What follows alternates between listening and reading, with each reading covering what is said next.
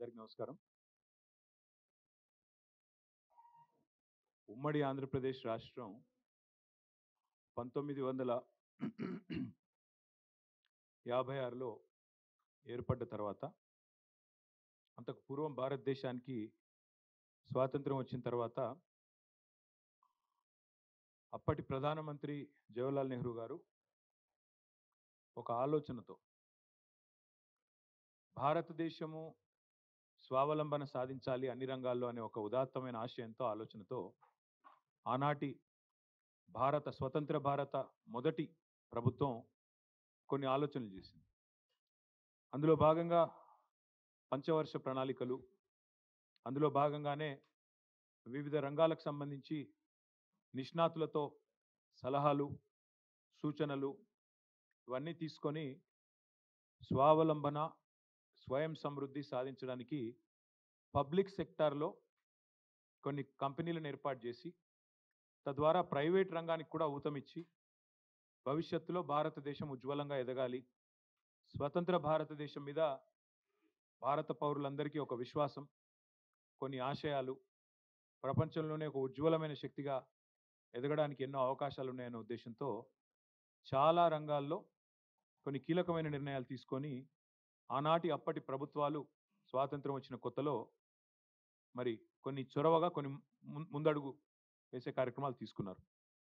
అందులో ముఖ్యంగా pharmaceutical, life sciences sector, జీవ ఔషధ రంగానికి సంబంధించి, లైఫ్ సైన్సెస్ సంబంధించి అప్పటి ప్రభుత్వాలు కొన్ని నిర్ణయాలు తీసుకొని ఐడిపిఎల్ అనే ఒక సంస్థని మన హైదరాబాదులో, ఆనాటి హైదరాబాద్ స్టేట్లో, తర్వాత ఉమ్మడి ఆంధ్రప్రదేశ్లో కలిసిన తర్వాత ఉమ్మడి ఆంధ్రప్రదేశ్లో కలపడం జరిగింది. ఈ ఐడిపిఎల్ అనే సంస్థ, Indian drugs and pharmaceuticals limited అనుకుంటాను దాని పేరు, సబ్జెక్ట్ టు కరెక్షన్. ఐడిపిఎల్ అనే సంస్థ నుంచి ఆనాడు రీసెర్చ్ జరగాలి, భారతదేశంలో బ్రహ్మాండమైన కార్యక్రమాలు చేయాలనే ఉద్దేశంతో ఐడిపిఎల్ అనే సంస్థను మన హైదరాబాద్లోనే నెలకొల్పడం జరిగింది. ఆ ఐడిపిఎల్ అనే సంస్థ ఎంత ఉజ్వలంగా పనిచేసింది, ఎంతమందిని తయారు చేసింది అంటే, తదనంతరం మన రాష్ట్రంలో ఫార్మాస్యూటికల్ రంగంలో పేరెన్నిక కలిగిన కంపెనీ డాక్టర్ రెడ్డి ల్యాబ్స్. ఆ రెడ్డి ల్యాబ్స్ నడిపిన, ఆ రెడ్డి ల్యాబ్స్ వ్యవస్థాపించిన పెద్దలు డాక్టర్ అంజిరెడ్డి గారు ఆ ఐడిపిఎల్ నుంచి వచ్చారు. తదనంతరం ఆ రెడ్డి ల్యాబ్స్ నుంచి చాలామంది, ఇవాళ ఎంఎస్ఎన్ ల్యాబ్స్ అని ఎంఎస్ఎన్ రెడ్డి గారు, హెట్రో నుంచి వచ్చిన పార్థసారథి రెడ్డి గారు, తర్వాత ఆరోబిందో వాళ్ళు, వీళ్ళందరూ కూడా ఐడిపిఎల్ అనే పేరెంట్ సంస్థ నుంచే, అందులోంచి వచ్చిన వాళ్ళే వీరంతా కూడా. ఈ ఉపోద్ఘాతం అంతా మీకు ఎందుకు చెప్తున్నా అంటే, ఫార్మాస్యూటికల్ రంగంలో హైదరాబాద్ అనే మహానగరం, తెలంగాణ అనే రాష్ట్రం వాళ్ళ భారతదేశంలో ఒక లీడర్.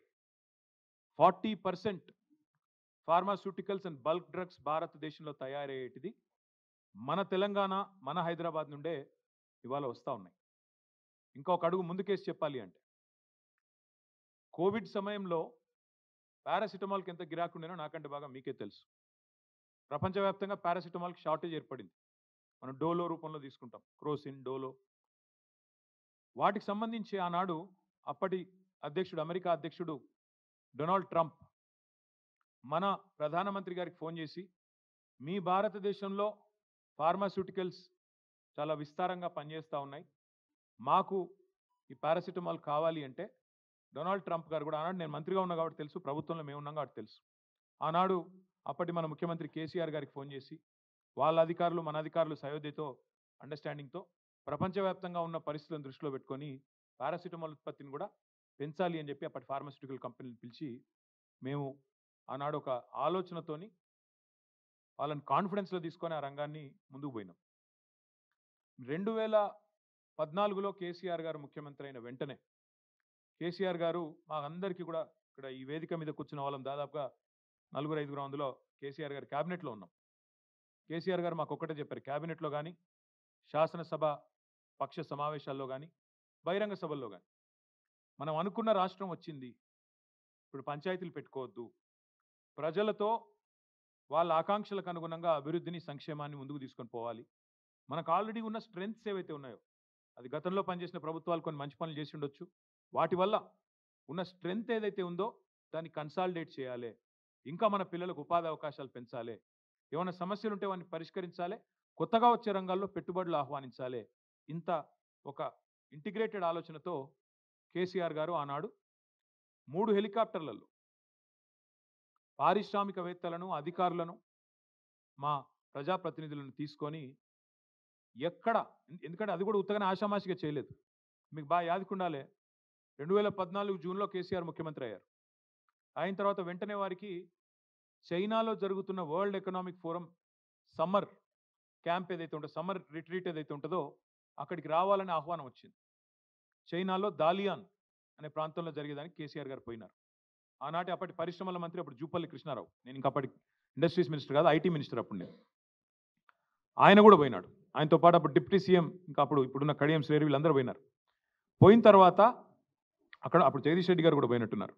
అందరూ పోయిన తర్వాత అక్కడ వరల్డ్ ఎకనామిక్ ఫోరంలో పాల్గొన్న తర్వాత చైనా ప్రపంచానికే మ్యానుఫ్యాక్చరింగ్ కేంద్రం ఎట్లయింది, ఉత్పత్తుల్లో చైనా ఎందుకు ప్రపంచ దిగ్గజంగా మారింది అని అర్థం చేసుకోవడానికి కేసీఆర్ గారు ఒక 2 రోజుల పాటు, ఆనాడు ఆయన ప్రిన్సిపల్ సెక్రటరీ, ఇంకా ఇండస్ట్రీ సెక్రటరీ నరసింహరావు, ప్రదీప్ చంద్ర, ఇంకా వాళ్ళందరూ ఉండే, జయేష్ రంజన్, వీళ్ళందరినీ తీసుకొని అక్కడ ఒక industrial park, Sichuan industrial park అని అక్కడ పోయినారు. అది ఎంత పెద్ద ఇండస్ట్రియల్ పార్క్ అంటే 70,000 ఎకరాలలో విస్తరించి ఉన్న ఒక ఇండస్ట్రియల్ పార్క్. అది మొత్తం తిరిగి అక్కడ అధికారులను అడిగినారు, మీరు ఎందుకే ఇంత పెద్ద ఇండస్ట్రియల్ పార్క్ పెడతారు, దీనివల్ల లాభం ఏంది అన్నారు. వాళ్ళు ఒకటే చెప్పారు, సార్ ఎవల పాటికి వాళ్ళు యూనిట్లు ఎక్కడ పడితే అక్కడ చెట్టుకోకూడదు పుట్టకోకూడదు అన్నట్టు అయితే, మళ్ళీ ఎవలది వాళ్ళు ఎఫ్లూయెంట్ ట్రీట్మెంటు, ఎవలది వాళ్ళు పొల్యూషన్ కంట్రోలు, ఎవలది వాళ్ళు చేసుకుంటే ఎక్స్పెన్సివ్ ఎక్కువవుతుంది. అన్నిటినీ ఒక సమూహంగా తెచ్చి ఒక దగ్గర పెడితే common treatment facilities, common effluent facilities, common cooling facilities, common heating facilities, common electrical facilities, common utilities, ఇవన్నీ పెడితే ఎకానమీస్ ఆఫ్ స్కేల్ వస్తుంది. ఎకానమీస్ ఆఫ్ స్కేల్ అంటే ఏంది, ఒక చోట ఉండడం వల్ల కాస్ట్ ఆఫ్ ప్రొడక్షన్ తగ్గడానికి ఈ ఫెసిలిటీలన్నీ మళ్ళీ డూప్లికేషన్ లేకుండా, ఎవరిది వాళ్ళు మలమల చేసే అవసరం లేకుండా అన్నీ ఒక చోట పెడితే ఖర్చు తగ్గుతుంది, ఉత్పత్తి ప్రొడక్టివిటీ పెరుగుతుంది. తద్వారా ఈ పోటీ ప్రపంచంలో మీరు ప్రపంచంతో పోటీ పడడానికి అవకాశం ఉంటుంది అని చెప్పి వారు ఒక ఐడియా. పొల్యూషన్ కూడా పూర్తిగా నివారించవచ్చు, జీరో పొల్యూషన్. ఒకప్పుడు అంటే రామచంద్రాపురంలో, జీడిమెట్లలో, పాశమైలారంలో, పటాన్ చెరువులో, ఇంకొకడ మన నాచారంలో యూనిట్లు పెట్టినప్పుడు, ఫార్మా యూనిట్లు పెట్టినప్పుడు ఆధునికమైన టెక్నాలజీ లేదు.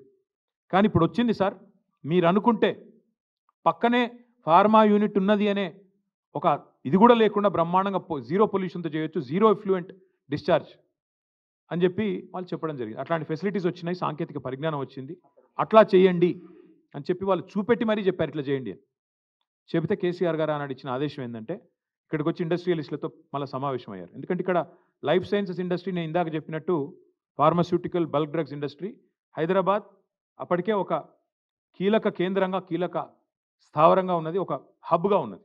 వాళ్ళందరినీ పిలిచారు, రెడ్డి ల్యాబ్స్ వాళ్ళని, హెట్రో వాళ్ళని, ఎంఎస్ఎన్, ఇంకా ఇతర చాలా ఆరబిందో, అన్ని కంపెనీలు పెద్ద చిన్న అందరినీ పిలిచారు. పిలిచి వాళ్ళని అడిగినారు, ఏమయ్యా మరి మీ విస్తరణ ప్రణాళికలు ఏంటి అని. వాళ్ళు ఏమన్నారంటే, సార్ మాకు పెద్ద పంచాయతీ అయిపోయింది, ఎక్కడన్నా ఒక కొత్త యూనిట్ పెట్టాలంటే మళ్ళీ పబ్లిక్ హియరింగు, భూసేకరణ పెద్ద సమస్య అయిపోయింది, మళ్ళీ పబ్లిక్ హియరింగు, మళ్ళీ మేము మొత్తం పెట్టుబడి పెట్టి మళ్ళీ అక్కడ ఎఫ్లూయెంట్ డిశ్చార్జు, పోలేపల్లి సెజ్ పెట్టినప్పుడు ఇట్లే గొడవలైనాయి, జడ్చర్ల కాడ చాలా కష్టమవుతున్నది సార్ అంటే, మరి చైనా వాళ్ళు ఇట్లా చెప్పినారు, మీరేమంటారని అన్నారు. ఇది correct sir, economies of scale ఒక దగ్గర పెడితేనే వస్తాయి, తద్వారా మాకు కూడా ఈ ప్రమాదం తప్పుతుంది అంటే కేసీఆర్ గారు ఎంత ముందు చూపుతూ ఆలోచించారంటే, ఒక పెద్ద ఫార్మా పార్క్ అంటూ పెడితే దాని చుట్టూతా మాకు చెప్పారు, అప్పుడు నేను మున్సిపల్ మినిస్టర్, తదనంతరం చుట్టూతా ఒక 5-6 కిలోమీటర్ల వరకు లేఅవుట్లు కూడా పర్మిషన్ ఇవ్వకండి. ఎందుకంటే నేను గమనించాను, నేను నా అనుభవంలో చెప్తున్నాను, నాచారం చుట్టూ ఫస్ట్ ఇండస్ట్రీ వచ్చింది, ఆ తర్వాత రెసిడెన్సీస్ వచ్చినాయి. కానీ తర్వాత ఏమవుతుంది, రెసిడెన్షియల్ వాళ్ళు గొడవ స్టార్ట్ చేస్తారు, పక్క నుంచి అంత కాలుష్యం మాకు వస్తున్నది, బాచుపల్లి వస్తున్నది, బాచుపల్లిలో కూడా అదే చూసాం. ఒకటి కాదు ఇక చాలా చోట్ల ఫస్ట్ ఇండస్ట్రీ వస్తుంది, దాని దగ్గర ఇండ్లు వస్తాయి, కాలనీలు వస్తాయి, అటెనక లొల్లి స్టార్ట్ అవుతుంది, ఇది నీ దగ్గర తరలించాలని లొల్లి. కాబట్టి కేసీఆర్ గారు మాకు ఎంత దూరం చెప్పారంటే, మనం ముచ్చర్లలో ఫార్మా పార్క్ పెడదాము, పెట్టి అది కూడా ఉత్తగానే తీసుకోవాల నిర్ణయం. ఎట్లా ఆలోచించారంటే, 3 హెలికాప్టర్లలో అధికారులను, ప్రజాప్రతినిధులను, ఇండస్ట్రియలిస్టులను తీసుకొని పోయి అక్కడ ల్యాండ్ అయ్యి ఒకటే చోట ఎకానమీస్ ఆఫ్ స్కేల్ రావాలి అంటే ప్రపంచంలోనే అతిపెద్ద ఫార్మా క్లస్టర్ ఒక చోట పెట్టాలని, దాని చుట్టూ ఒక బఫర్ లాగా మెయింటైన్ చేస్తూ చుట్టుపక్కల ఊర్లలో కూడా పొల్యూషన్ అనే ప్రాబ్లం రాకుండా అప్పటికి జీరో ఎఫ్లూయెంట్ డిశ్చార్జ్ అని పెట్టినా కామన్ ఎఫ్లూయెంట్ ఫెసిలిటీస్ పెట్టినా ఇన్ని పెట్టిన తర్వాత కూడా మళ్ళీ నష్ట నివారణ చర్యలు భవిష్యత్తులో 50 ఏళ్ల తర్వాత వచ్చే ప్రభుత్వాలకు కూడా చిక్కు రావద్దు, వాళ్ళకు కూడా ఈ తలకాయ నొప్పులు ఉండొద్దు, చికాకులు ఉండొద్దు అనే ఉద్దేశంతో దాదాపు 10 కిలోమీటర్లు 5-6 కిలోమీటర్ల పరిధిలో లేఅవుట్లు కానీ కొత్తగా పర్మిషన్ ఇవ్వద్దని ఆదేశాలు ఇచ్చి ఇంత ఆలోచన చేసి మేము ఆనాడు హైదరాబాద్ ఫార్మాసిటీ పేరిట 8 ఏళ్ళు, ఒక రోజు కాదు 2 రోజులు కాదు, 8 ఏళ్ళు కష్టపడి 14,000 ఎకరాల భూమి సేకరించాం. అందులో గవర్నమెంట్ ల్యాండ్ ఉన్నది, కొంత ప్రైవేట్ ల్యాండ్ ఉన్నది. అక్కడ కూడా ఇదే కాంగ్రెస్ వాళ్ళు, ఇవాళ ఏ కాంగ్రెస్ వాళ్ళు అయితే ప్రభుత్వంలో ఉన్నారో మా సవితక్క ఇప్పుడే వస్తూ ఉంటే ఇక్కడికి వస్తూ ఉంటే గుర్తు చేశారు నాకు. వీళ్ళే వచ్చి ఆ రోజు ఏం చెప్పారు, కోదండరెడ్డి గారు, కోమటిరెడ్డి వెంకటరెడ్డి గారు, మల్రెడ్డి రంగారెడ్డి గారు, వీళ్ళే అక్కడికి వచ్చి రేవంత్ రెడ్డి గారు, బట్టి విక్రమార్క గారు అక్కడికి వచ్చి ఫార్మాసిటీ దగ్గరికి వచ్చి మీ ఊర్లన్నీ కాలుష్యమయమైపోతాయి, నాశనం అయిపోతాయి, మీ భూములు తీసుకొని ప్రభుత్వం రియల్ ఎస్టేట్ దందా చేస్తున్నది అని చెప్పి నోటికొచ్చినట్టు వాగి సబ్జెక్ట్ తెలవకుండా, విషయం తెలవకుండా, పరిజ్ఞానం లేకుండా 13,000-14,000 ఎకరాలు 8 ఏళ్ళు కష్టపడి సేకరిస్తే దాన్ని బంగారు పల్లెంలో పెట్టి వీళ్ళకి అప్పచెప్తే ఇవాళ అనాలోచితంగా ఒక తుగ్లక్ మాదిరిగా, ఓ పిచ్చోడ్ మాదిరిగా ఈ ముఖ్యమంత్రి ఏందో రాగానే హైదరాబాద్ ఫార్మాసిటీ రద్దు అని ప్రకటించినాడు. దాంతో ఆ ప్రాంత రైతులు ఏమనుకున్నారు, అచ్చా ఫార్మాసిటీ రద్దయిపోయింది, మా భూములు మాకు తిరిగి వెనక్కి వస్తాయి అని రైతులు సంబరపడ్డారు ఆ 9 గ్రామాల్లో. ఎందుకంటే వాళ్ళకి మాట కూడా ఇచ్చారు. రేవంత్ రెడ్డి గారు, బట్టి విక్రమార్క గారు, మల్రెడ్డి రంగారెడ్డి గారు, ఆ ప్రాంతంలో పోటీ చేసిన కిచ్చన్న గారు, లక్ష్మారెడ్డి, ఆ ప్రాంతంలో ఉన్న కోదండరెడ్డి, వీళ్ళందరూ కూడా మాట ఇచ్చినారు, మీ భూములు మీకు తిరిగిస్తాం, ఫార్మాసిటీ రద్దు చేస్తామని చెప్పారు. అన్నమాట ప్రకారమే రేవంత్ రెడ్డి వచ్చి రాగానే ఫార్మాసిటీ రద్దు అని ప్రకటన ఇచ్చాడు. ఇండస్ట్రీస్ మినిస్టర్ కూడా శ్రీధర్ బాబు కూడా ఫార్మాసిటీ రద్దు అని చెప్పిండు. చెప్పినాక మళ్ళా నెల రోజుల్లో ఏమైందో తెలియదు, మనసు మార్చుకున్నారు, మార్చుకొని కొత్త కథ మొదలుపెట్టినారు. ఫార్మాసిటీ రద్దు అన్నారు. అన్న తర్వాత లేదు ఫార్మాసిటీ ఉంది కానీ కుదిస్తున్నాం అని ఒక మాట. ఒక చోట కాదు 20 చోట్ల పెడతాం, ఫార్మా సిటీ కాదు, మేము కేసీఆర్ ఫార్మా సిటీ అన్నాడు కదా, నేను సేమ్ పేరు పెడితే బాగుండదు అనుకొని ఫార్మా విలేజ్, సిటీ అన్నాడు కాబట్టి విలేజ్ అని చెప్పి ఓ పేరు మార్చిండు. కేసీఆర్ అనేవాళ్ళు ఉండొద్దు కదా, మార్చి 20 చోట్ల ఫార్మా విలేజ్లని డిక్లేర్ చేసిండు. ఒక చోట మేము స్థలం సేకరించడానికి కారణం ఏంటి అంటే మాకు తెలియక కాదు, మాకు పరిజ్ఞానం లేక కాదు, మేము ఆలోచించి అర్థం చేసుకొని హైదరాబాద్ భవిష్యత్తు దృష్టిలో పెట్టుకొని తెలంగాణ భవిష్యత్తులో కూడా లైఫ్ సైన్సెస్ సెక్టర్లో లీడర్గా ఉండాలి, ఈ 2030వ సంవత్సరం కల్లా 100 బిలియన్లు కాదు $200 బిలియన్ పెట్టుబడి తెలంగాణకు తేవాలి, ఈ లైఫ్ సైన్సెస్ సెక్టర్లోనే 4-5 లక్షల మంది పిల్లలకు కొలువులు ఇవ్వాలి, ఇంకా విస్తరించాలన్న ఉద్దేశంతో అంతర్జాతీయ ఫార్మా యూనివర్సిటీ, అందులోనే అవసరమైతే ఒక ఎయిర్ స్ట్రిప్, అందులోనే లివ్ వర్క్ లెర్న్ ప్లే అంటూ ఇట్లా ఒక మంచి ఆలోచనతో ప్రపంచ దేశాలని ఊరికేనే కాదు. ఈరోజు చీఫ్ సెక్రటరీగా ఉన్న శాంతి కుమారి గారు ఆ రోజు ముఖ్యమంత్రి గారి కార్యాలయంలో చేజింగ్ సెల్కి ఇన్ఛార్జ్గా ఉన్నారు. చేజింగ్ సెల్ అంటే ఇన్వెస్ట్మెంట్ ప్రమోషన్ సెల్, ఇన్వెస్ట్మెంట్ని ఆకర్షించడానికి, ఇన్వెస్ట్మెంట్ని చేజ్ చేయడానికి పెట్టిన ఒక సెల్. దానికి ఇన్ఛార్జ్గా శాంతి కుమారి గారు సెక్రటరీ టు చీఫ్ మినిస్టర్గా ఉన్నారు అన్నాడు, principal secretary to chief minister. ఆ మేడం ఆధ్వర్యంలో మా ఇండస్ట్రీ సెక్రటరీని ఐర్లాండ్కి, తర్వాత ఇంకా ఇతర ఫార్మా స్థావరాలు ఎక్కడెక్కడైతున్నాయో అన్ని చోట్లకు పంపారు. ఒక 5-6 దేశాలు పోయినారు వాళ్ళు, నాకు గుర్తు రావట్లేదు, ఐర్లాండ్, సింగపూర్, ఇంకెక్కడెక్కడో పోయారు. మేము పోలేదు, అధికారులు పోయారు. వాళ్ళని కూడా తిప్పి ఎట్లా పెట్టాలి మనం ఫార్మా అని చెప్పి ఆలోచన చేసి హైదరాబాద్ ఫార్మాసిటీకి మేము అంకురార్పణ చేయడం జరిగింది. కాకపోతే ఎలక్షన్ తర్వాత మొదలు పెడదాం, ఎందుకంటే అప్పటికే మొత్తం 13-14 ఎకరాలలో కామన్ ఫెసిలిటీస్ పోను ఒక నికరంగా 8,000 పైచిల్క ఎకరాలు మిగులుతోంది. దాన్ని ఎట్లా వినియోగించాలి అన్నప్పుడు డిమాండ్ చాలా ఎక్కువ ఉండే. చిన్న కంపెనీలు, పెద్ద కంపెనీలు అందరూ 200 ఎకరాలు కావాలి, 300 ఎకరాలు కావాలని ముందుకు వచ్చినారు. సో మేము ఆలోచనతో అక్క వాళ్ళు కూడా, సవితక్క, మంచిరెడ్డి కిషన్ రెడ్డి గారు వచ్చి, అన్న మరి యూనిట్లు పోతున్నాయని కేసీఆర్ గారికి చెప్పారు.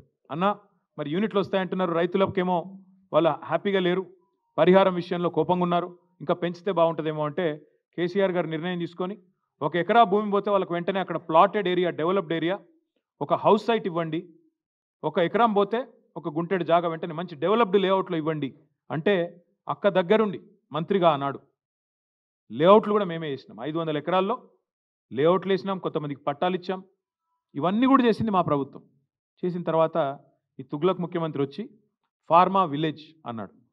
ఎందుకు చెప్తున్నా ఇదంతా నేపథ్యం మీకంటే, నిన్న కొడంగల్లో జరిగింది అదేదో కుట్రతోనో అదేదో కువారంతోనో ఇంకో దాంతోనో జరిగింది కాదు. ఈ ముఖ్యమంత్రి యొక్క అనాలోచిత మూర్ఖ తుగ్లక్ విధానాల వల్లనే ఇవాళ ఒక్క కొడంగల్లో కాదు, మొన్న సంగారెడ్డి జిల్లా న్యాల్కల్ అక్కడ కూడా గొడవ జరిగింది. అక్కడ కూడా రైతులు మా భూములు ఇవ్వమని చెప్పి రోడ్డు ఎక్కినారు. కొడంగల్లో ఈరోజు కాదండి, దయచేసి నేను మీడియా మిత్రులను కోరుతా ఉన్న, ప్రజలకు కూడా వాస్తవాలు చెప్పండి. 6-7 నెలల కిందట, ఇంకెక్కువ 8-9 నెలల కిందట ముఖ్యమంత్రి సోదరుడు తిరుపతి రెడ్డి ఆయనకు ఒక ఫోన్ కాల్ వైరల్ అయింది. మీరు చూసే ఉంటారు, వినే ఉంటారు. ఏమని? ఒక రైతు ఫోన్ చేసి తిరుపతి రెడ్డి గారిని అడుగుతున్నాడు, మేము ఎందుకు ఇవ్వాలా మా భూములు, ఇవ్వకపోతే ఏం చేస్తుంది ప్రభుత్వం అని గట్టిగా అడిగితే, తన్ని తీసుకుంటాం ఆయన అన్నమాట, తన్ని తీసుకుంటాం నా కొడక అని మాట్లాడినాడు ఆయన. ఉంది, వైరల్ ఉంది, ఆ వీడియో ఆడియో తీయండి, తప్పకుండా వినండి. అంటే ఇది 6-7-8 నెలల నుంచి నడుస్తున్న కథ, రగులుతోంది కొడంగల్. మధ్యలో రైతులు ఒక్కసారి కాదు, అన్ని పార్టీల దగ్గర పోయినారు. మా కాడికి కూడా వచ్చినారు, ఇక్కడనే నా దగ్గర కూడా వచ్చి నన్ను కూడా కలిశారు. తర్వాత బీజేపీ ఆఫీస్కి పోయినారు, అందరి దగ్గర పోయినారు, ముఖ్యమంత్రి గారిని కూడా కలిసినారు. కలిసి చెప్పినారు, సార్ ఇది మంచిది కాదు, విరమించుకోండి. మొత్తం లంబాడ రైతులు, అక్కడ గిరిజన రైతులు, గిరిపుత్రులు, వాళ్ళందరూ పోయి అడిగినారు. అడిగితే పట్టించుకోకుండా ఏకపక్షంగా మేమేదో రారాజులం, చక్రవర్తులం, కొడంగల్ ఏదో మా సామ్రాజ్యం, మేము ఏదనుకుంటే అది జరగాల అనే పద్ధతుల్లో ఇవాళ మీరు తీసుకున్న అనాలోచిత పిచ్చి నిర్ణయం వల్లనే కొడంగల్ రగులుతున్నది. రోమ్ నగరం తగలబడుతుంటే నీరో చక్రవర్తి ఫిడేలు వాయించిండంట. ఈయన కథ కూడా అట్లే ఉంది. ఇవాళ కొడంగల్లో అగ్గంటుకుంటే, కొడంగల్లో ఇవాళ 16 మంది రైతులు జైలుకు పోతే, కొడంగల్ ఎమ్మెల్యే ఎన్నో ఆశలతో ప్రజలు గెలిపించిన ఎమ్మెల్యే, ముఖ్యమంత్రి అయి మమ్మల్ని ఉద్ధరిస్తారనుకుని గెలిపించిన ఎమ్మెల్యే ఎక్కడున్నాడండి? నాకు అర్థం కాదు. మహారాష్ట్రలో ఢిల్లీ పెద్దలకు మూటలు మోస్తూ వాళ్ళకి ఇవాళ తాబేదారుగా ఇవాళ అక్కడ తిరుగుతూ ఉన్నాడు. నేను అడుగుతా ఉన్నా రేవంత్ రెడ్డిని, సొంత నియోజకవర్గంలో రైతులు ఆందోళన చేస్తుంటే, రైతులు అక్రమ అరెస్టులు అయి జైలుకు పోతుంటే, మా నాయకుడు పట్నం నరేందర్ రెడ్డిని ఇవాళ ఒక టెర్రరిస్ట్ని ఇడ్చుకపోయినట్టు నేను తెలియక అడుగుతా ఉన్నా. కనీసం వాళ్ళ భార్యకు ఇన్ఫర్మేషన్ ఇచ్చిండ్రా? అరెస్ట్ వారెంట్ ఉందా? అసలు వాళ్ళు పోలీసులు మఫ్టీలో చెతకపోతారండి? ఆయన ఏమైనా బందిపోటా, తీవ్రవాద? అది అసలు అరెస్టా, కిడ్నాపా? ఇష్టం వచ్చినట్టు ఇంటికి వస్తావా, దుద్యాలకు వస్తావా, ఎక్కడికి వస్తావరా, వచ్చి కూర్చో, రైతులకు చెప్పు, నీ ఆలోచన వల్ల జరుగుతున్న లాభం ఏందో చెప్పు. ఇవాళ మా అందరికీ వచ్చిన అవగాహన, ప్రజలకు వచ్చిన అవగాహన ఒకటే, ఇవాళ ఈ భూసేకరణ పేరిట రేవంత్ రెడ్డి ప్రభుత్వం చేస్తున్నది దళిత, గిరిజన, బీసీల భూములను లాక్కొని వాళ్ళ అనుయాయులకు, వాళ్ళ కుటుంబ సభ్యులకు రియల్ ఎస్టేట్ పేరిట వ్యాపారం కోసం, రియల్ ఎస్టేట్ పేరిట వ్యాపారం చేసుకోవడానికి, డబ్బులు సంపాదించుకోవడానికి చేస్తున్న ఒక కుట్ర. ఇది కాంగ్రెస్ ప్రజాపాలన కాదు, ఇందిరమ్మ రాజ్యం కాదు, ఇందిరాగాంధీ ఎమర్జెన్సీ రాజ్యాన్ని తలపిస్తున్న పరిస్థితి. ఎందుకంటా ఉన్న ఈ మాట అంటే ఊరికే అనట్లేదు. ఇంటర్నెట్ తొలగించినారు, ఇంటర్నెట్ మీద పాబంది పెట్టినారు. It is against the supreme court order. Anuradha Bhasin versus government of India, ఆ కేసులో సుప్రీంకోర్టు ఆర్డర్ ఉంది. ఇంటర్నెట్ అట్లా నిషేధించడం అనేది కరెక్ట్ కాదు అని చెప్పి supreme court order, violation of supreme court. అదే మాదిరిగా నేను అడుగుతా ఉన్నా, ఏ రూల్ ప్రకారం ఇవాళ మా నరేందర్ రెడ్డి గారిని అరెస్ట్ చేశారండి? ఏ రూల్ ప్రకారం ఎత్తుకుపోయినారని కిడ్నాప్ చేసినారు? ఇవాళ ఆ రాజ్యాంగం ఏందో మేము కూడా అడుగుతా ఉన్నాం. ఇవాళ పేపర్లో చూస్తే నిజంగా బాధ అనిపించింది.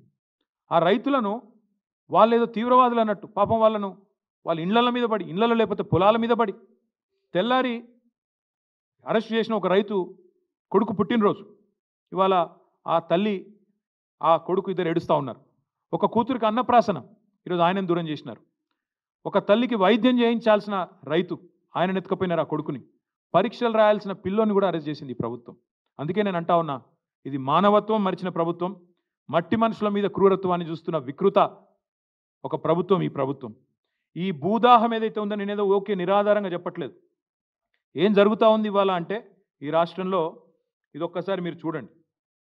ఇదొక ఫార్మా కంపెనీ, మొన్న ఈ మధ్యనే పుట్టింది, మ్యాక్స్ బిఎన్ ఫార్మా కంపెనీ. దీని పేరు మ్యాక్స్ బిఎన్ ఫార్మా కంపెనీ. పుట్టింది ఇంకా 3-4 ఏళ్ళు అయినట్టుంది. 3-4 కాలే, సారీ 2023 సారీ 2020లో పుట్టినట్టుంది. Date of incorporation 2020. ఇందులో ఎవరున్నారా అంటే దీని main director, promoter Satyanarayana Reddy Goluguri. Satyanarayana Reddy Goluguri వీళ్ళెవరు? రేవంత్ రెడ్డి గారి అల్లుడు. రేవంత్ రెడ్డి గారు పిల్లనిచ్చిన అల్లుడు సత్యనారాయణ రెడ్డి గొలుగూరి. ఈ మ్యాక్స్బియన్ ఫార్మా కంపెనీ విస్తరణ కోసం ఈ ఫార్మా విలేజ్లలో భూములు తీసుకొని దానికి అనుగుణంగా వాళ్ళ విస్తరణ కోసం సహకరించడానికే ఇదంతా చేస్తూ ఉన్నారు. ఇంకొక మాట, ఇందులోనే ఇదే మ్యాక్స్బియన్ ఫార్మా కంపెనీలో ఇంకొక ఆయన ఉన్నాడు డైరెక్టర్. ఆయన పేరు అన్నం శరత్. ఈ అన్నం శరత్ అన్నట్టు అనేది కూడా ఇంట్రెస్టింగ్ ఇది ఉన్నది. మ్యాక్స్బియన్ ఫార్మా కంపెనీ ఏమో వాళ్ళ అల్లుడు గారిది. అందులోనే ఇంకొక ఆయన ఉన్నాడు అన్నం శరత్. అన్నం శరత్ ఎవరు అంటే సహృదయ హెల్త్ కేర్ ప్రైవేట్ లిమిటెడ్ అనే కంపెనీలో కూడా ఆయన డైరెక్టర్. సహృదయ health care. ఆ సహృదయ హెల్త్ కేర్ అన్నం శరత్ ఎవరంటే ఒక గీన ముఖ్యమంత్రి పక్కన నిలబడ్డా. ఆయన ముఖ్యమంత్రి పక్కన నిలబడ్డాడు. ముఖ్యమంత్రి గారు మొన్న మెడికవర్ అనే ఒక హాస్పిటల్ ప్రారంభోత్సవానికి వరంగల్కు ప్రత్యేకంగా పోయినారు. వరంగల్ ఎంజీఎం హాస్పిటల్కి పోలేదు. వరంగల్లో రైతులు పత్తి కొంటలేకపోతే పత్తి రైతులు ఏడుస్తుంటే అక్కడ పోలేదు. వరంగల్ ఎంజీఎం హాస్పిటల్లో 6 గంటల కరెంటు పోతే పట్టించుకోలేదు. కానీ ఒక ప్రైవేట్ హాస్పిటల్ మెడికవర్ హాస్పిటల్ ప్రారంభోత్సవానికి ముఖ్యమంత్రి గారు హెలికాప్టర్లో పోయినారు. ఎందుకబ్బా ఈయన మీద ఇంత ప్రేమ అని మేము తవ్వి చూస్తే ఈ అన్నం శరత్ అంటే ఆయనే గొలుగూరి సత్యనారాయణ రెడ్డి అని ముఖ్యమంత్రి గారు అల్లుడు. ఇద్దరు co directors Maxbion pharma company. Medicover hospital ఏదైతే ఉన్నదో నాకు తెలిసినంత వరకు, నాకున్న అవగాహన ఉన్నంత వరకు రేవంత్ రెడ్డి గారి వ్యవహారం మనందరం కూడా చూస్తూ ఉన్నాం కాబట్టి మొన్న ఒక యూనిట్ పెట్టింది బెంగళూరులో. దాన్ని స్వయంగా డీకే శివకుమార్ గారు పోయి ప్రారంభించినారు. మరిగా దాని వెనకాల ఉన్నదెవరో, ఆ మెడికవర్ హాస్పిటల్ అక్కడ ఉన్నది ఎవరిదో కూడా ప్రజలు అర్థం చేసుకుంటారని ఇదంతా చెప్తా ఉన్నా. ఎందుకు చెప్తా ఉన్నా ఈ అన్ని వివరాలు ఇంత వివరంగా అంటే ఇవాళ ఫార్మా విలేజ్ల పేరిట జరుగుతున్న వికృత భూసేకరణ ప్రక్రియ ఏదైతే ఉన్నదో, ఇది మన ఆయన డీకే శివకుమార్ గారు అక్కడ మెడికవర్ ఓపెన్ చేసిన ఫోటో ఏది బెంగళూరులో. మళ్ళీ అక్కడ ఇదే అన్నం షరతు, ఇక మిగతా వాళ్ళు, ఇక మీకు అర్థమై ఉంటుంది కథ అంతా కూడా ఏం జరుగుతూ ఉంది. మెడికవర్ హాస్పిటల్, మ్యాక్స్బియన్ ఫార్మా, ఎందుకు ఫార్మా విలేజీలు, ఎందుకు ఉన్న ఫార్మాసిటీ రద్దు చేసి రాష్ట్రమంతటా ఫార్మా విలేజ్లు పెట్టాలనే వికృతమైన ఆలోచనలు మీకు అర్థం అయ్యే ఉండాలి. ఇక్కడ ఇంకొక మాట కూడా నేను గుర్తు చేస్తా ఉన్నా మీకు. ఇవాళ విచిత్రం ఏంటంటే ఇదేదో నిన్ననే పుట్టిన సమస్య అన్నట్టు సురేష్ అనే రైతు 7 ఎకరాలు అనేది పోతా ఉంది. ఆయన ఇన్సిడెంటలీ టీఆర్ఎస్ నాయకుడు. ఎస్, టీఆర్ఎస్ నాయకుడే. ఆయనది కూడా 7 ఎకరాల భూమి పోతోంది. 7 ఎకరాల భూమి పోతుంటే, విలువైన భూమి పోతుంటే ప్రభుత్వం 30-40 లక్షల ఎకరాలు విలువ చేసే భూమిని 3-4 లక్షలకు గుంజుకుంటా అంటే కడుపు మండదా? అడగద్దా? ఆయన ఏమైనా కొట్టిండా? దాడి చేసిండా? మర్యాదగా ఆంగ్లంలో నేను చూసిన మొత్తం వీడియో, ఇక్కడికి వచ్చేమో చూసుకునే వచ్చిన, మర్యాదగా ఆ కలెక్టర్ పేరు ప్రతీక్ జైన్కు తెలుగు వస్తుందో రాదో అన్న ఉద్దేశంతో హిందీలా ఇంగ్లీష్లా సురేష్ మంచిగా సంజాయించి చెప్తున్నాడు. సార్ అట్లా కాదు, ఇట్లా మీరు ఎందుకు తీసుకుంటున్నారు అని సంజాయించి చెప్పిండు తప్ప దాడి చేసిండా? చాలా పద్ధతిగా, సార్ భూసేకరణ అక్కడైతే మీటింగ్ ఇక్కడ ఎందుకు పెడుతుండ్రు సార్, మీరు రైతులను కలవండి సార్, చాలా మర్యాదగా సంయమనంతో సురేష్ గారు మాట్లాడినారు. ఇవాళ సురేష్తోని మాట్లాడుడే తప్పట. మా పార్టీ నాయకునితో, మా పార్టీ ఎమ్మెల్యే ఎక్స్ఎమ్మెల్యే మాట్లాడితే తప్ప అంటే సురేష్తో మాట్లాడితే పట్నం నరేందర్ రెడ్డి కేసు. అసలు సురేష్ దాడే చేయలేదు. సురేష్ కడుపు మండి అడిగిండు. ప్రజాస్వామ్యంలో నేను అడుగుతా ఉన్నా ఈ ముఖ్యమంత్రిని, ప్రజాస్వామ్యంలో ఇవాళ ముఖ్యమంత్రి గారికి నేను గుర్తు చేస్తా ఉన్నా, ప్రశ్నించే గొంతు అనే కదా నువ్వు కూడా గెలిచింది. ప్రశ్నించే గొంతు అనే కదా మల్కాజ్గిరిలో ప్రశ్నించే గొంతునైతా అదైతా ఇదైతా నువ్వే కదా మొదలుపెట్టింది. ఇవాళ మరి రాజ్యాంగమే కల్పించిన హక్కు ప్రశ్నించడం. ప్రజాస్వామ్యంలో ప్రజలు ప్రశ్నించాలి అనేది ఒక మాట. ఇది కూడా చూడండి మీరు, తిరుపతి రెడ్డి గారు ఈయన రైతులు అందరినీ కలిసిండ్రండి. ఒక కేటీఆర్నే కలవలేదు, నరేందర్ రెడ్డిని కలవలేదు, అందరినీ కలిసిండ్రు. కొడంగల్ రైతులు తిరుపతి రెడ్డి దగ్గర మొరబెట్టుకున్నారు. ఎందుకంటే ముఖ్యమంత్రి కలవాడు కదా, ముఖ్యమంత్రి బిజీ. ఇక్కడ తిరుపతి రెడ్డి కూడా ఉన్నాడు, కలెక్టర్ కూడా ఉన్నాడు. సబ్జెక్ట్ ఏంటంటే రైతులందరినీ కలిసిండ్రు. ప్రతీక్ జైన్ని కలిసిండ్రు, కలెక్టర్ని కలిసి మొరబెట్టుకున్నారు, తిరుపతి రెడ్డిని కలిసి మొరబెట్టుకున్నారు, మా భూములు కాపాడండి అని చెప్పినారు. కానీ ఈరోజు విచిత్రమైన పరిస్థితి ఏంటంటే ప్రజాస్వామ్యంలో ప్రశ్నించే అధికారం లేనట్టు, నా భూమి నువ్వు గుంజుకుంటా అంటే కూడా నేను ఊరికైనా దండం పెట్ట ఓకే అయ్యా నువ్వు ఎంత ఇస్తే గంతే తీసుకుంటా అని చెప్పి సాగిలపడాలన్నట్టు నీ అనాలోచిత తుగ్లక్ విధానాలను కూడా ఎవడు ప్రశ్నించకూడదు అన్నట్టు ఫార్మా విలేజ్ల పేరిట జరుగుతున్న భూ భాగోతాన్ని ఎవరు నిలదీయకూడదు ఎవరు అడగకూడదు అన్నట్టు నువ్వు చేస్తున్న వైఖరి ఏదైతే ఉందో మేము ఖచ్చితంగా గొంతు విప్పి ప్రశ్నిస్తున్నాం. రేవంత్ రెడ్డి సమాధానం చెప్పు. ఒకవేళ సురేష్ మా నరేందర్ రెడ్డిని కలవడం తప్పైతే, సురేష్ మరి నాతో వచ్చి కలవడమే తప్పైతే నేను అడుగుతా ఉన్నా రేవంత్ రెడ్డి గారిని, మరి మీరు రాహుల్ గాంధీ తెల్లారలేస్తే తిడతా ఉంటాడు అదానిని, ఏమని దేశాన్ని దోపిడీ చేస్తాడని తిడతాడు. దేశాన్ని దోపిడీ చేస్తున్నాడు అదాని అని చెప్పి రాహుల్ గాంధీ వ్యతిరేకిస్తూ మాట్లాడతాడు. మరి ఆయనతో నువ్వు కూడా రాసుకొని పూసుకొని తిరుగుతున్నావు కదా. దేశాన్ని దోపిడీ చేస్తున్న అదానితో రాసుకొని పూసుకొని తిరిగే రేవంత్ రెడ్డి గారిని మరి సీఎం పోస్ట్ నుంచి తప్పించాలా వద్దా? నిజంగా మీరు చెప్పింది అదే లాజిక్ అయితే సురేష్ గారు ప్రశ్నించడమే తప్పు, ఆ సురేష్ గారు వచ్చి నన్ను కలవడం నరేందర్ రెడ్డితో ఫోన్ మాట్లాడడం తప్పైతే నేను అడుగుతా ఉన్నా ఏం ఎవిడెన్స్ ఉందండి? సురేష్ దాడి చేసిండా, నరేందర్ రెడ్డి దాడి చేపించిండా? ఫోన్లో మాట్లాడటమే తప్ప మా నాయకుడు ఇంకో నాయకుడితో. కాబట్టి నేను అనేది రేవంత్ రెడ్డిని, ఈ ప్రభుత్వాన్ని వెంటనే మీ మూర్ఖపు ఆలోచనలు మానుకోండి. ఫార్మా విలేజ్ల పేరిట రావణ కష్టం చేస్తాం రాష్ట్రం అంటే ఊరుకోము. మీరు హైకోర్టును కూడా మోసం చేస్తున్నారు. నేను గుర్తు చేస్తా ఉన్నా, హైకోర్టు జడ్జిలకు కూడా నేను విజ్ఞప్తి చేస్తా ఉన్నా. హైకోర్టులో ముచ్చర్ల రైతులు, హైకోర్టులో కందుకూరు రైతులు పిటిషన్ వేసినారు. మా భూములు ఫార్మాకు వాడుతుండ్రా దేనికి వాడుతుండ్రో ప్రభుత్వం చెప్పాలంటే హైకోర్టులోనేమో ఫార్మా సిటీ ఉన్నది అని చెప్తారు, బయటనేమో ముఖ్యమంత్రి గారు అట్టహాసంగా ఒకరోజు ఫ్యూచర్ సిటీ అంటాడు, ఇంకో రోజు ఫోర్త్ సిటీ అంటాడు, ఇంకో రోజు ఏఐ సిటీ అంటాడు, ఇంకో రోజు స్కిల్ యూనివర్సిటీ అంటాడు. ఎక్కడ పెడుతున్నావా ఇవన్నీ అంటే 1 ఇంచు భూమి సేకరించిన అదనంగా ఎక్కడన్నా? గతంలో ఫార్మా సిటీ కోసం సేకరించిన భూముల్లోనే కదా ఇవన్నీ పెడతానంటుంది. మరి ఫార్మా సిటీ కోసం సేకరించిన భూములు కండిషనల్ ల్యాండ్ అక్విజిషన్. అది రంగారావు గారి భూమి ఉందనుకోండి, ఆ రంగన్నకు నోటీస్ వస్తుంది ఏమని, ఇగో మీ భూమిని మేము ఫార్మా సిటీ కోసం తీసుకుంటున్నామని వస్తుంది. ఫార్మా సిటీ కోసం కాకుండా ఇంకా దేనికి మళ్ళీ ఇచ్చినా అది వెంటనే రద్దు అవుతుంది, వెంటనే నల్ అండ్ వాయిడ్ అవుతుంది ఆ ల్యాండ్ అక్విజిషను యాక్ట్ ప్రకారము. ఇదే మాట మేము అడిగితే అసెంబ్లీలో కూడా అడిగాం. లేదు లేదు లేదు మీరు చాలా తెలివిగా ప్రజల్ని తప్పుదోవ పట్టించే ప్రయత్నం చేస్తున్నారన్నారు. ఇవాళ తప్పుదోవ పట్టిస్తుంది ఎవరు? తప్పుడు పనులు చేస్తుంది ఎవరు? తప్పుడు కూతలు కూస్తున్నది ఎవరు? ఆ ఫార్మా సిటీ కోసం సేకరించిన భూముల్లో ఫోర్త్ సిటీ పేరిట రియల్ ఎస్టేట్ దందా చేస్తున్నాడు ఎవడు? నిన్న అక్క దగ్గరికి 300 ఫీట్ల రోడ్ వేస్తున్నాడు కొత్తగా. అక్కడ ఏదో 340 ఫీట్ల రోడ్డు దేనికి? మేము ఆల్రెడీ రోడ్లు వేసినాం ఆ ఫార్మా సిటీకి, కందుకూరు నుంచి 4 లేన్ రోడ్ వేసినాం, ల్యాండ్ ఎక్విజిషన్ చేసినాం. పాపం రైతులను ఒప్పించి మెప్పించి మీ భూముల ధర పెరుగుతుందా ఇక్కడ మంచిది జరుగుతాయని చెప్పి ఒప్పించి మేము చేసినాం. ఇలా కొత్తగా 340 ఫీట్ల రోడ్డు వేస్తే నిన్న మొత్తం సవితక్క దగ్గరికి వచ్చినారు రైతులు. అమ్మ మాది అక్కర్లేని రోడ్ వేస్తున్నారు కొత్తగా తీసుకుంటున్నారని. దాని వెనకాల ఏం జరుగుతుందని మేము తవ్వి తీస్తే అక్కడ కూడా మొత్తం ముఖ్యమంత్రి గారు అనుయాయులు భూములు కొంటా ఉన్నారు. ఎందుకంటే వాళ్ళకి ముందే తెలుసు రోడ్ ఎటుకెళ్ళి పోతుంది, ఇన్సైడర్ ట్రేడింగ్. ఇది జరుగుతున్న దందా.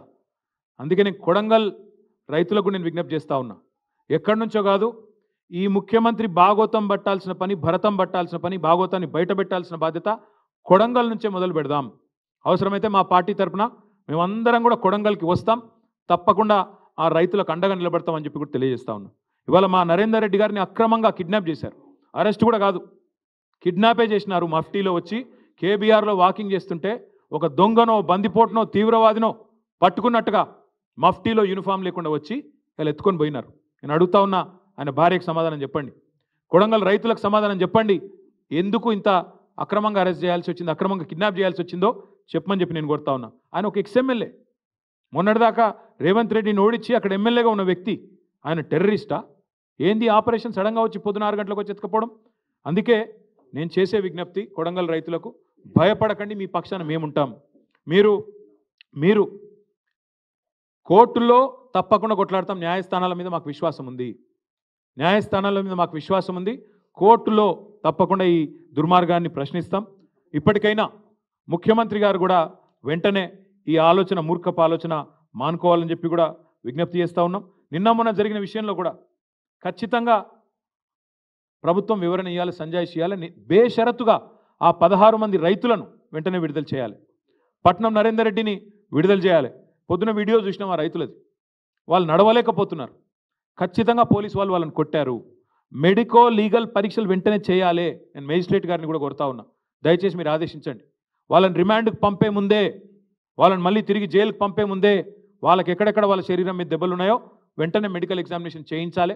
వెంటనే మాకు ప్రభుత్వ వైద్యుల మీద నమ్మకం లేదు, ప్రభుత్వ వ్యవస్థ మీద నమ్మకం లేదు.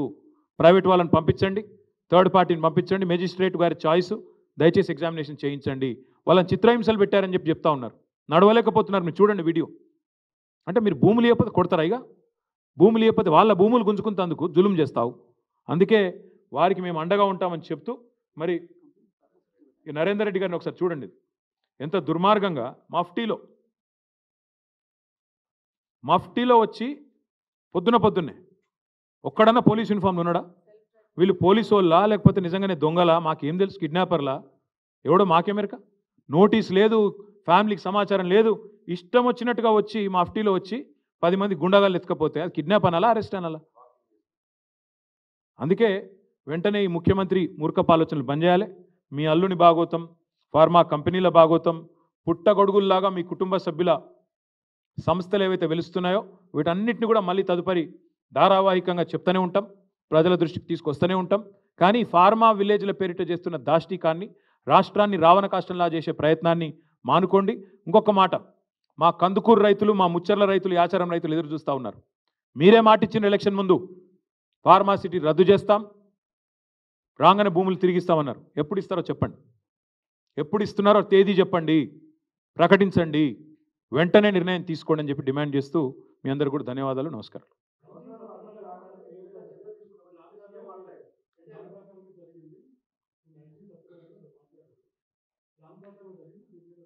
నిజంగా చెప్పాలంటే ఈ ప్రభుత్వము, ఈ తుగ్లక్ ముఖ్యమంత్రి యొక్క అనాలోచిత విధానాల వల్ల అధికారులు బలైతా ఉన్నారు. నేను ఐజీ గారిని కూడా కోరుతా ఉన్నా, ఐపీఎస్ ఐఏఎస్ అధికారులను కూడా కోరుతా ఉన్నా, మీరు దయచేసి ప్రభుత్వ కుట్రలో మీరు అనవసరంగా బలి కాకండి, బలి పశువులు కాకండి.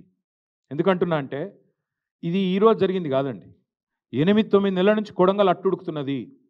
ఆ ప్రాంత రైతులు నిరసనలు చేస్తూనే ఉన్నారు. కొత్తగా జరిగింది కాదు, నిన్నమొన్న జరిగింది కాదు. వీళ్ళ దుర్మార్గం, పిలిచి మాట్లాడలేని కుసంస్కారం. ప్రజాస్వామ్యంలో పిలిచి మాట్లాడారండి? మా ప్రభుత్వం ఉన్నప్పుడు కూడా భూసేకరణలో చాలా చోట్ల పంచాయతీలు వచ్చినాయి, పిలిచి మాట్లాడలేదు. మల్లన్న సాగర్లో, కొండపోచమ్మ సాగర్లో అక్కడ సమస్యలు వస్తే వెంటనే ముఖ్యమంత్రి గారు, ఆ జిల్లా మంత్రి గారు రైతుల దగ్గర పోయి పిలిచి మాట్లాడి ఒప్పించి మెప్పించి ఆ కలెక్టరు తనలాడి మొత్తానికి చేసినాం. కోర్టుకు పోతే కోర్టులో కూర్చొని కోర్టును సంజాయించి అక్కడ బెస్ట్ పరిహారం ఇచ్చి కడుపులో తలబెట్టి మీకు జరిగే లాభాన్ని వివరించి మొత్తానికి అల్టిమేట్గా ప్రాజెక్ట్ పూర్తి చేసినాం. అట్లుంటుంది. కానీ ప్రభుత్వం అంటే నువ్వు ఇస్తావా సస్తావా, తిరగబడరా? పిల్లిని కూడా రూమ్లేసి కొడితే మరల పడదా? 9 నెలల నుంచి ప్రభుత్వానికి టైం లేదండి. ముఖ్యమంత్రి గారు సొంత నియోజకవర్గంలో కలెక్టర్ గారికి టైం దొరకలేదు, తిరుపతి రెడ్డికి టైం లేదు, ముఖ్యమంత్రికి టైం లేదు. ఏం చేస్తున్నారు అందరూ? రియల్ ఎస్టేట్ దందాల్లో బిజీగా ఉన్నారా? అందుకే అంటున్నా నేను, కుట్ర జరిగింది అంటే నిజంగా చెప్పాలంటే ఒక అడుగు ముందుకేసి చెప్తా ఉన్నా. మేము కూడా చూసినాం వీడియో నిన్న. నేను ఇంకొకటి అడుగుతా బ్రదర్, ఐజీ ఎట్లా మాట్లాడుతున్నా నాకు అర్థం కాదు. దాడి జరిగిందని కలెక్టర్ చెప్తుండే, దాడి జరగలేదు అంటుండు. కలెక్టర్ దాడి జరగలేదు అంటాడు, దాడి అనద్దానిలే, దాడి జరగలేదు అన్నాడు. నాకేం కాలేదు, దాడి జరగలే అన్నాడు ఆయన. మరి ఈయన దాడి జరిగిందని ఎట్లా చెప్తాడు? ఒక జిల్లా కలెక్టర్ ఏమో దాడి జరగలేదు అంటాడు, దాడి ఏం కాలేదంటాడు. ఈయన దాడి జరిగిందంటాడు. కుట్ర ఎక్కడిది అప్పుడు? ఇంకొక అడుగు ముందుకేసి చెప్తున్నా నేను. మేము కూడా చూస్తున్నాం అసలు ఇది నిఘా వ్యవస్థ వైఫల్యం. కలెక్టర్ను మరి ఆయన గన్మెన్లు ఎడవేయినరు, పోలీసు వాళ్ళు ఎడవేయినరు, ఏమైనా జరిగితే వెంటనే ముందు ఆపాల్సిన ఎక్కడ పోయినరా? నేను ఒక్కడు కనవడలేదు. అంటే ఉద్దేశపూర్వకంగా ఆడ అశాంతిని రగిల్చి దాని పేరు మీద భూములు గుంజుకోవాలన్న చక్కర, దాని పేరు మీద బలవంతం చేసి వీళ్ళు మర్యాద ఇంటలేరని చెప్పి బెదిరించి గుంజుకునే చక్కర చూస్తుంటే అట్లే కనబడుతుంది కుట్ర. మరి ఇది మాకు ఇప్పుడు ఇంకోటి, సురేష్ మా నాయకుడు ఎస్, నరేందర్ రెడ్డి మా నాయకుడు ఎస్. మరి సురేష్ భూమి పోతుంది, కొట్లాడా సురేష్? అడగద్దా? నోరు మూసుకొని కూర్చోవాలన్నా? తప్ప అది కూడా? సురేష్ నన్ను వచ్చి కలిస్తే తప్ప? వాళ్ళ పార్టీ వర్కింగ్ ప్రెసిడెంట్ నేను, నాకు కాకపోతే ఇంకోని చెప్పుకుంటాడు. వచ్చిండు చెప్పుకున్నాడు, ఆయన ఒక్కడు రాలే, 50-60 మంది రైతులు వచ్చిండ్రు. ఇక పెడతాడు ఐజీ గారు, మా మీద కేసు పెడితే పెట్టమని నేను ఎందుకు వద్దంట? సురేష్ నన్ను వచ్చి కలిసిడే తప్పైతే నా మీద కూడా కేసు పెట్టమని నేను ఎందుకు వద్దంట? పెట్టుకో. ఏమన్నా 40 నిమిషాలు చెప్పినా కాగా సీఎం వాడో పిచ్చోడు, 40 నిమిషాలు చెప్పిన ఇంకెన్నిసార్లు చెప్పాలి నాకు అర్థం కాదు. 40 నిమిషాలు వివరంగా చెప్పిన, ఏం చేస్తావో చేసుకో అని చెప్పి ఇంకేం చెప్పాలి, ఎన్నిసార్లు చెప్పాలి? ఏం ఫార్ములా అయ్యి? మనకి తెలిసిన ఒకటే ఒక ఫార్ములా, రియల్ ఎస్టేట్ ఫార్ములా. అది తప్ప ఇంకేం ఫార్ములా తెలియదు. ఆ రియల్ ఎస్టేట్ ఫార్ములా, బ్యాగులు మోసే ఫార్ములా, ఈ ఫార్ములాలు తప్ప వేరే ఫార్ములాలు అర్థం కావు. అది ఫార్ములా అయ్యి అంటే తెలుసా ఆయనకి? ఏమన్నా ఏం తెలుసు? ఏం మాట్లాడతాడు? ఊకే ఒకటేనా? ఇక ఇంకోటి బ్రదర్, నేను ఇంకోటి యాద్ చేస్తున్నా మీకు, 11-12 నెలల్లో మీకు కూడా బోర్ కొట్టాలి. అరే ఓ రోజు కాళేశ్వరం స్కాము, ఓ రోజు ట్యాపింగ్ స్కాము, ఓ రోజు డ్రగ్స్ స్కాము, ఓ రోజు ఇంకో స్కామ్. ఇవేనా ఊకే కథలిగా? రైతులేంది, వాళ్ళ గోసేంది, భూములు గుంజుకునుడేంది, రైతు బంధు ఎగ్గొట్టుడేంది, తులం బంగారం ఏడవాయే, 6 గ్యారంటీలు ఏడదొచ్చినాయి. దీని గురించి అడుగుడు లేదా మీడియా కూడా? మేము తేరగా దొరికినా మమ్మల్ని అడుగుతారు, వానెందుకు అడుగుతలేరు? మీరెవరు బ్రదర్? ఓకే. మేము అగ్రెసివ్ పోతలని నువ్వు అంటున్నావు. ఎక్కువ తక్కువ మాట్లాడుతున్నావు వాళ్ళు అంటారు. మరి మేమేం చేయాలి? కేసులు పెట్టవాటి మేము అగ్రెసివ్ బ్రదర్, మీరు పొమ్మంటే ఇంతకంటే ఎక్కువ అగ్రెసివ్ పోతాం కానీ మీకు కొద్దిగా మా మీద ఏదో నిరుత్సాహం ఉన్నట్టుంది. ఇంకా అగ్రెసివ్ పోతాం, తొందరపడదు. Okay okay. డెఫినెట్గా మా పార్టీ తరఫున లగిచెర్ల పోతాము. తప్పకుండా రైతులకు అండగా నిలబడతాము. నిన్న మా నాయకులు మధుసూనాచారి గారు, శ్రీనివాస్ గౌడ్ గారు, మా పట్నం నరేందర్ రెడ్డి, అవినాష్ రెడ్డి గారు వీళ్ళందరూ పోతే, మా ఎమ్మెల్సీలు నవీన్ కుమార్ రెడ్డి గారు అందరూ పోతే అరెస్ట్ చేశారు. తప్పకుండా పోతాం. ఆ లగిచెర్ల రైతులకు మేము అండగా ఫిజికల్గా నిలబడతాం, ప్రత్యక్షంగా ఉంటాం. వాళ్ళు న్యాయస్థానాల్లో కూడా వాళ్ళకి న్యాయం జరిగేదాకా కొట్లాడతాం. అది కూడా చెప్తున్నాను. ఇలా ఒకటి మాత్రం పక్క, పీడిత వర్గాల పక్షాన ఎవరైతే అణగారిన వర్గాలు ఉన్నారో వాళ్ళ పక్షాన మేము నిలబడతాం. అక్కడ ఉన్నదంతా గిరిజన రైతులు, వాళ్ళ భూములు పోతున్నాయని మొత్తుకుంటుందంతా ఇవాళ లంబాడ రైతులు. వాళ్ళకు అండగా మేము ఖచ్చితంగా నిలబడతాం. నేను చూసిన ఎల్హెచ్పిఎస్ వాళ్ళు కూడా స్టేట్మెంట్ ఇచ్చారు. నేను స్వాగతిస్తున్నా. లంబాడ హక్కుల పోరాట సమితి నాయకులు కూడా స్టేట్మెంట్ ఇచ్చారు. నేను వెల్కమ్ చెప్తున్నా. వాళ్ళకు కూడా నేను తప్పకుండా వాళ్ళని కూడా కలుస్తా, వాళ్ళతో కూడా మాట్లాడతా, వాళ్ళకి అండగా నిలబడతా, మా పార్టీ నిలబడతా. ఇంకొక మాట మీరు ఒకటి చూడండి దయచేసి, ఇది ఒకటి చాలా ఇంపార్టెంట్ పాయింట్ మా వెంకటేష్ గారు గుర్తు చేస్తున్నారు. ఒక రైతుని నేను ఇంటర్వ్యూ ఇచ్చిండు అక్కడ. ఇలా ఒక బీఆర్ఎస్ వాళ్ళే లేవు, కాంగ్రెస్ వాళ్ళ పొలాలు ఉన్నాయి, బీజేపీ వాళ్ళవి ఉన్నాయి, అందరి ఉన్నాయి, పొలాల కాడ పార్టీలు ఏందా అని చెప్పి ఒక పెద్ద మనిషి రైతు, మీరు చూడండి వీడియో.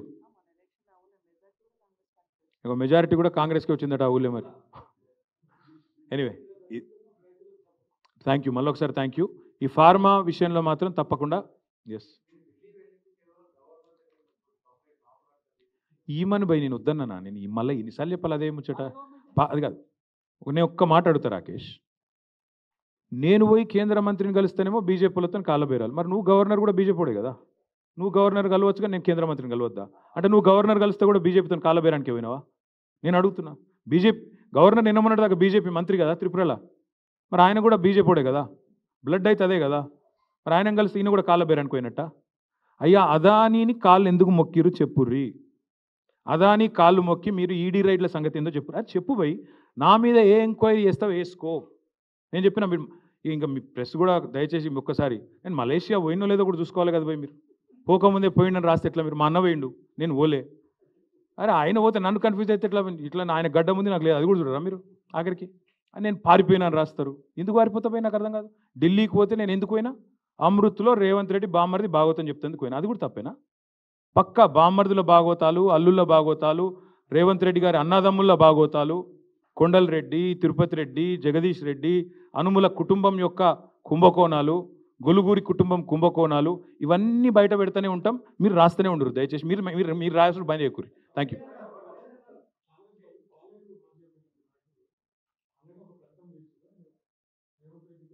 ఆయనకు అవగాహన లేదు. ఆయన ఎప్పుడైనా వస్తే నేను మాట్లాడి అన్ని విషయాలు చెప్తాను. ఏమంటారు? అదే ప్రోగ్రాంలో రేవంత్ రెడ్డి గారు ఇంకో మాట చెప్పారు. T hub and startup policy of Telangana is the best policy in India అని కూడా చెప్పిండు. ఇక నేను ఏమంటున్నా అంటే రేవంత్ రెడ్డి ఎక్కడేం మాట్లాడతారో ఎవరికి తెలియదు, కానీ కొడంగల్ గురించి మాట్లాడదాం.